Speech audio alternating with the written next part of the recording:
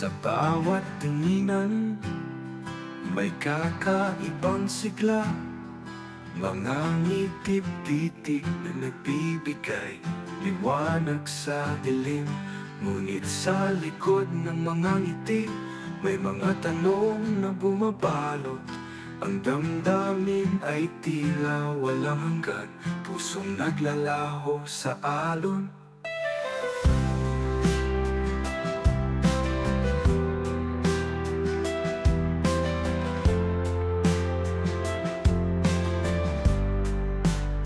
Sa bawat pagsubok, mas lalong tumitibay ang kanilang samahan.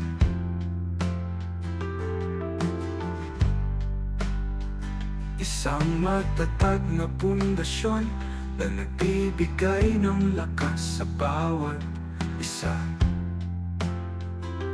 Sidan, ang matatag na balikat na sumasalo sa mga luha ni Joy. Si Joy. Ayan, nandito tayo sa lighthouse. Ayan, no? Kuya Brooks, dito kami sa lighthouse. Ayan.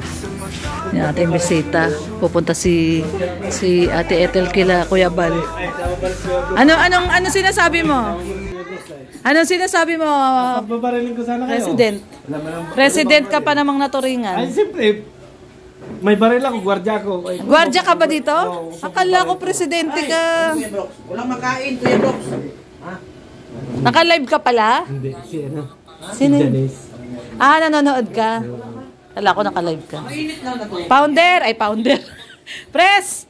Teka muna, usapin mo ko. Ano? Press! Ano? Ano pala, dahil yung nakakalungkot na balita, no? Wala na si Kuya Putput. Anong naging sanhi ng pagkawala ni Kuya Putput, Press? Ano pa siya, kagabi tumawag siya sa akin ng 11:30. 11:30? Ng gabi. Kasi nga, ang inakwento niya sa akin ay para daw, ang hinihinga niya. Parang Kinakapos. Sabi ko, di ba, nataba ka eh. Sabi ko, taba mo na. Sabi niya sa akin ay medyo iba daw yung pakiramdam niya. Sabi ko, baka naman igawa ng mga basher. Hindi, nagatawa nga siya sa mga basher. Kasi nakwento niya, mayroong pauling na siya sa ng topic. Ngayon, nagtapos yung tawagan namin, magkausap kami kasi galing din kami sa labas ni Kuya Bal. Nag-live pa siya. Oo nga, nanood pa ako, hindi lang ako nagko-comment. Oo, nag-live pa siya. Sabi ko, akala ko masama yung pakiramdam nito. Yun, nagsina lang. Sabi ko, akala ko masama yung pakiramdam mo, nagsina lang. Pagising ko kayo ng umaga, patay na. Kaya talagang yung... Alauna daw no? Alauna. Ibig sabihin, pagkatapos ng live niya, naatake na. Naatake na. Bago tinawagan ko nga. Pero nung tinawagan ka at sinabi mo sana magpa-check up ka na sa doktor, tumakbo ka na? Hindi, nakapagpa-check up pa siya. Nung nung umaga, nag-brigada. Pagka-brigada, nagpunta siya sa doktor, kumuha ng gamot.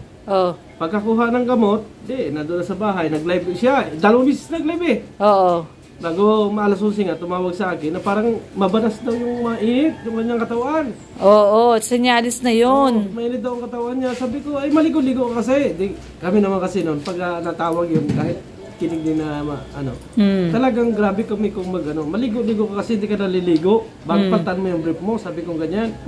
At mainit, tawa lang ng tawa. Aba, pagkatapos namin nga ng usap, nag-live ulit siya. Bago kaninang umaga, balitaan ko, patay na. Talagang kaya ako sabi ko, ano nangyari? Gulat nga rin ako, pag gising ko, nakita ko yung Jesus sa karepay. Si Kuya Putput kasi, pag nagkakaroon niya ng problema, malapit ka agad sa akin. Kaya malapit sa akin yung Kuya Putput. Anong naramdaman mo, Pres? Nalungkot ka? Hindi, parang nawalaan din ako ng isang kamag-anak. Ganun ba? Sa totoo lang. Kaya pala naiiyak ka? Hindi naman. Mabait naman kasi si Kuya Putput sa akin. Kasi pumasok pa siya sa live ko nung nakarang araw eh. Sabi ko nga, nandito po ang isang sakalam nating reactor, Kuya Putput. Kasi kahit anong dami ng inapukol sa yung issue, inalapit niya sa akin. Kapag nagkakaroon ng may mga problema sa labas, nakukuha ko din sa kanya kung ano yung mga giging problema. Siya din nag-i-info sa'yo. May info rin sa akin, ganito. Ang last na sabi niya sa akin ay pag-ayusin ko daw si Jingjing at saka yung collaboration. Si Gingging. Oo. Kasi gusto daw niya sumabay sa birthday ni Beyonce. Doon sa mga pretty nanay. Sabi sa akin, Oo. ito na lang Berador yung gusto ko. Pag-ayusin mo yung collaboration at saka si Gingging. Wala naman akong alam. Sabi ko, ano yung ano nila? Yung nangyayari sa kanila, basta pag-ayusin mo yung mga yun. Kasi parang may something. Yung collaboration at saka ito si Gingging. Ay, gusto ko sumama. Yun lang. Karepa din sila lahat, yun. Hindi, si Gingging ay Singapore yun. Singapore. Ay collaboration sila. Yun ang last na sinabi sa akin kagabi. Ay ako nagulat kasi nga namatay si Kuya Putput. Merong ibinilin sa akin. Sabi ko, ano ba talaga yung anong nangyari? Kaya nga kaninang umaga, parang panghinang ko. Nung malaman ko, parang may nawala sa Pero akin. ang sabi naman, narinig ko lang din na pangatlong stroke niya na pala yun. Pang-apat na. Paapat yun. Bihira na talaga yung nakaka-survive sa ganun eh. Apat yung stroke niya. So itong huli na to, pang-apat na to. O kasi naalala ko yung tatay ko 3 eh. Yung pangatlo, wala na talaga. Sabi nung anak na nakachat ko, nung magkumatos daw, may parang pumutok dito sa loob. Aneurysm. At saka, may pumutok na ugat. at saka biglang humarok na laan ng malakas. Ganun din si Parang tatay. umihina. Humagok na.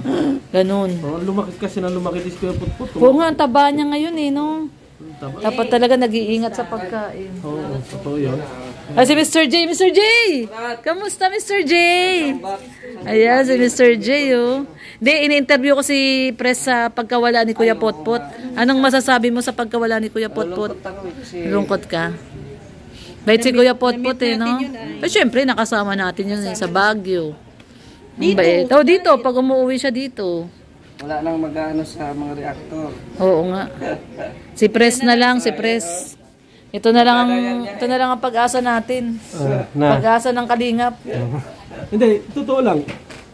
Talagang si Kuya Putput kahit nababa, sabihin hindi siya Kalingap o ano. Talagang dito siya.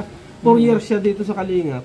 Pero talagang nakita ko yung support, yung pagka sinabi mo na punta ka dito sa lighthouse o gano'n. Talagang kahit anong lighthouse. Pag may mga event, di ba, layo niya, pupunta siya dito. Ito mo sa Baguio. Sa Baguio, pumunta rin siya. Kaya nga sabi ko, sino pa kaya yung reactor na matulad kay Kuya Putput na gano'n kalayo man yung napupuntahan. Pupunta, no? Pupunta. Talaga, grabe. Naaawa lang ako kasi maliit pa yung anak niya, no? Yung lalo na yung babae, maliit pa. Maliit pa yung babae kasi close naman yun. Kaya nga. So, ayan. Manawagan ka, Pres, sa mga gustong tumulong sa pamilya ni Kuya Potpot. Ayan po. Pres, Ayun, oh. ito, pakibigay kay Kuya Putput. Kay Kuya Putput ito. Sa pamilya ni Kuya Potpot, wag kay Kuya Potpot. Sa pamilya ni Kuya Putput. Kasi si Kuya Potpot wala na. Sa iyo galing, Rhea. Team Brooks na. Team Brooks, Sa Team Brooks. Salamat Team Brooks. Oo. Oy, sa mga gusto pang tumulong at magpaabot ng tulong andito naman ako, andyan si Kuya Bal na kung sabi nga ni Kuya Bal, personal siyang pupunta doon kung medyo malaki-laki yung makukuha na tulong sa pamilya ni Kuya Potpot. At ako ay nagpapasalamat sa lahat ng mga tutulong pa at doon sa mga tumulong. Maraming salamat Ate Lorne. Yun. At saka sa Team Brooks, thank you. Ayun. So, ayan guys, nandito tayo ngayon sa Lighthouse kasi sinamahan natin si Ate Ethel. At may binigay kay Kuya Brooks. Ay, kay Kuya Brooks. Kay Kuya Bal. Kay Kuya Bal. Ayun, nandun pumasok sila Ate Ethel doon. Ayan, at maya-maya alis din tayo. Sasama ka ba sa amin? Magdi-dinner kami. Sama ka? Kailan ngayon? Hindi, bukas. Ano to? May mga box dito, oh. Para sa elementary school. Mga bag. Mga bag pala to. Mga school supplies. Pamimigay niyo to, Boss Berador? So, ayan. Maraming pong salamat sa pagsama sa amin. Ngayon dito sa Lighthouse. Ayan si Mr. J. Shoutout. Mr. J. Oy, ganda ng baso ko. Ay, syempre, Danjoy yan, no? Danjoy. Magkakapi ako. Kakapi si Mr. J. Ay, si Kuya Balo. Kuya. Kuya. Bukas ha? Kuya, mag-shoutout ka muna dito, Kuya. Kuya. Shoutout! Kagulat ako.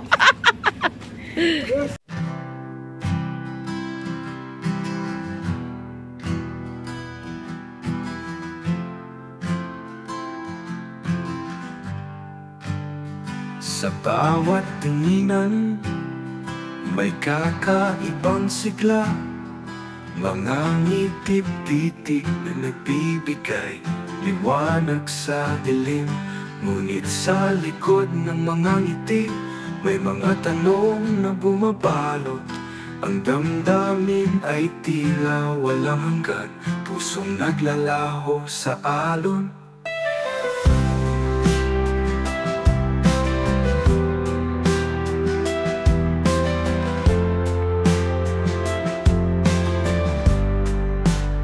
Sa bawat pagsubok, mas lalong tumitibay ang kanilang samahan.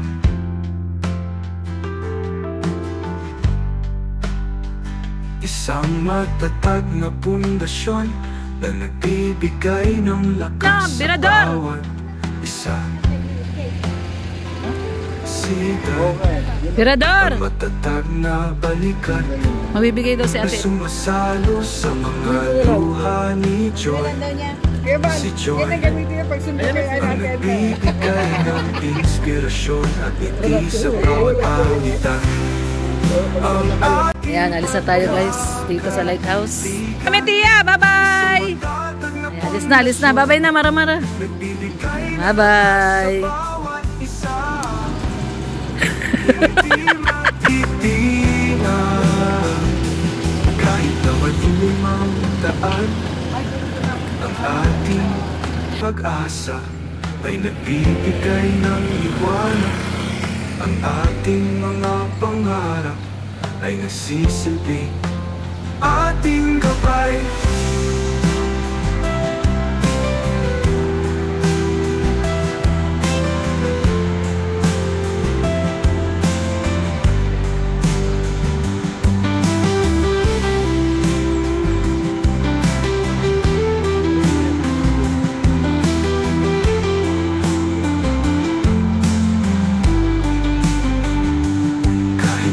Limang daan, ang ating pag-asa ay nagbibigay ng liwanag. Ang ating mga pangarap ay